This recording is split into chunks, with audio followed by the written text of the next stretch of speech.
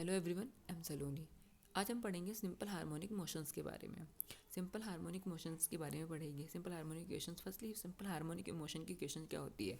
X T बराबर क्या होता है? ये तो हमारा क्या होता है, एक डिस्प्लेसमेंट ओरिजिन से लिया जाता है। तो इसकी इक्वेशंस क्या होती है, क्या पढ़ते हैं, वो सब हमें पढ़ना है। ठीक है, चलिए। Consider a particle oscillating back and forth about the origin of an axis between the limits minus A and plus A. एक दो लिमिट्स के बीच में, between the minus and plus A के बीच में क्या है, एक्स एक्सिस के अलोंग है। चलिए आगे बढ़ते हैं।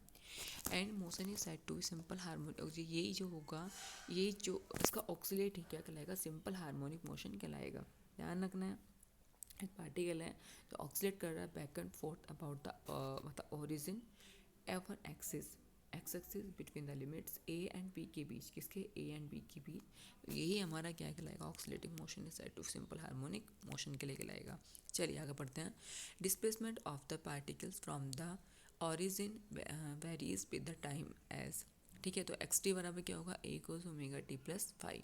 जो एक्स टी होगा वो A cos omega T plus five होगा। इसमें omega and five are the constants होंगे। चलिए सिंपल, मैंने आपको जस्ट अभी बताया था कि एक्स टी बराबर क्या होगा, A cos omega T plus five. ठीक है, A cos omega T plus five. This is very the simple equation. ठीक है, चलिए आगे। Thus the simple harmonic motion H M C is not any periodic function.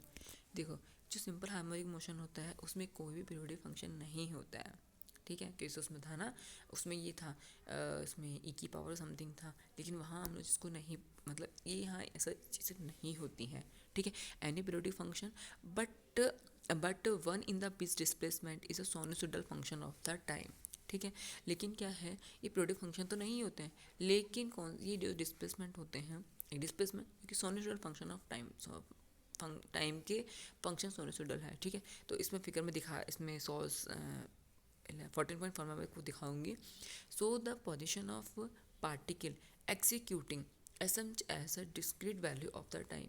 ठीक है, and each interval of time, time जो being मुझे time जो है वो टी बाई फोर हो जाएगा। ठीक है, जहाँ पे यह है where T is the period, T is the period of the motion. चलिए देखिए 14.4 में देखते हैं। देखिए, ये देखिए, ये फर्स्टली ये है, तो ये टी बराबर ज़ीरो। ठीक है, नेक्स्ट क्या है, टी अगर ये टाइम टी बाई फोर हो जा रहा है, तो देखिए यहाँ पे ये वी मैक्स, यहाँ देखिए फिर इसका टाइम ये है।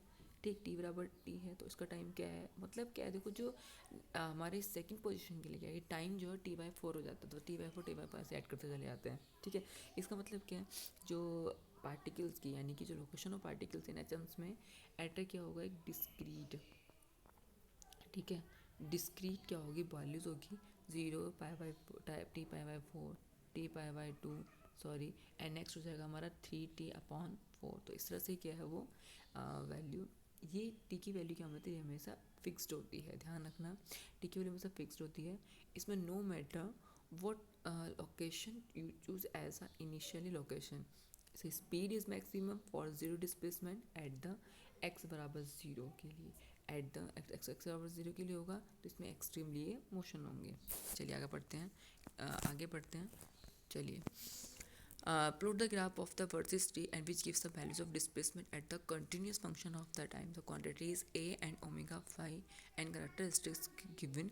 Simple harmonic Mason standard name summarize the letters standard the quantities. तो ये क्या है हमारा, देखो डिस्प्लेसमेंट है एट अ कॉन्टीन्यूस फंक्शंस के लिए फॉर अ सिंपल हार्मोनिक। अगर हमसे ग्राफ में पूछा जाए तो ग्राफ में ये देखिए हमारा ये होगा, सिंपल हार्मोनिक मोशंस के लिए ग्राफ होगा जो क्या होगा, हमारा एकदम कॉन्टीन्यूस होगा। ठीक है, चलिए आगे बढ़ते हैं। अब देखिए इसमें क्या है, एक्स टी जो होगा, मैंने बताया था एक्स टी बराबर A sine omega T plus five, इसमें आपको बताया था अभी, ये क्वेश्चन मैंने बताई थी। तो देखिए इसमें ओमेगा टी यानी सॉरी एक्स टी क्या होगा, डिस्प्लेसमेंट होगा, लेकिन x a function of T के साथ होगा। ए एम्पलीट्यूड होगा, ओमेगा एंगुलर फ्रीक्वेंसी होगी, ओमेगा टी प्लस फाइव क्या होगा, फेस टाइम डिपेंडेंट होगा, एंड फाइव जो होगा वो फेस कांस्टेंट होगा। ठीक है, तो ये बीइंग ऑफ द स्टैंडर्ड क्या होगा, सिंबल होंगे। तो ये स्टैंड हमें इस सिंबल्स के बारे में पता होना चाहिए। चलिए, the amplitude of the simple harmonic motion is magnitude of maximum displacement of the particle. ठीक है। ये क्या होगा, इसमें ए जो है वो लिया जाता है positive without any loss of generally.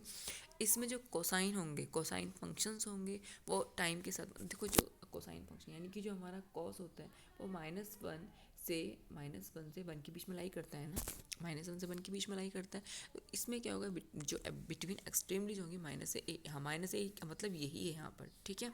The simple harmonic motion may have same, इसमें क्या है देखो, सिंपल हार्मोनिक मोशन में डब्ल्यू एंड ओमेगा सेम हो सकते हैं, बट एम्पलीट्यूड जो different amplitude A and B, देखिए इसमें आप जैसे बराबर बाई बराबर ए साइन ओमेगा टी, यानी ए साइन ओमेगा टी प्लस 5 पढ़ते हैं, तो omega T and omega same हो सकते हैं, बट जो हमारे यहाँ होंगे हमारे एम्पलीट्यूड होंगे ए अभी जो भी लेंगे हम वो डिफरेंट होंगे। चलिए आगे बढ़ते हैं, चलिए आगे बढ़ते हैं। देखिए इसमें क्या है, ये हमारा ग्राफ है, a plot of the displacement as the function of the time obtain from the equation with the five बराबर जीरो एंड कर्व, देखिए curve 1 for a different amplitude. देखिए फर्स्ट ए के लिए हमारा ये है कर्व एंड सेकंड के लिए हमारा ये कर्व, क्योंकि देखो इसमें क्या है, जब मैं लिख रही हूँ y बराबर A sine omega T plus 5, तो ये तो क्या होंगे, सेम हो जाएंगे, बट हमारे ये एम्पलीट्यूड होंगे डिफरेंट होंगे, तो इसी के लिए हमारा अलग अलग ग्राफ बना है, ठीक है। चलिए आगे बढ़ते हैं। while the amplitude a is fixed given by the simple harmonic motion, इसमें बस मेन चीज़ क्या पढ़नी है, जो देखिए मेन चीज़ क्या पढ़नी है कि जो आर्ग्यूमेंट होगा omega T plus 5 cosine function के साथ होगा, वो ये कहलाएगा फेज ऑफ मोशन कहलाता है, omega T plus 5 phase of motion कहलाता है। तो इसमें फेज कांस्टेंट होता है, टी बराबर 0 का 5 होगा तो फेज कांस्टेंट हो जाएगा। एम्पलीट्यूड हम जानते हैं ए होता है, बस यही हमारी क्या है इक्वेशंस बन जाती है। चलिए ये भी ऐसी क्या है, ये आप कर सकते हो, इसलिए मेन चीज़ में पढ़ते हैं।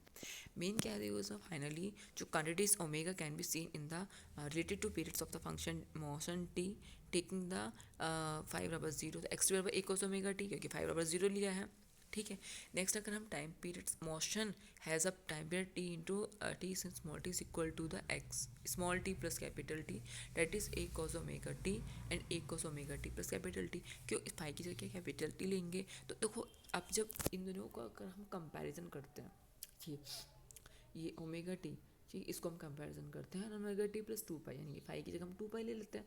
तो देखो हम 2 पाई लिया है हमने, अब आपको बताया था, तो ओमेगा टी प्लस 2 पाई बराबर omega and T plus capital T, ठीक है।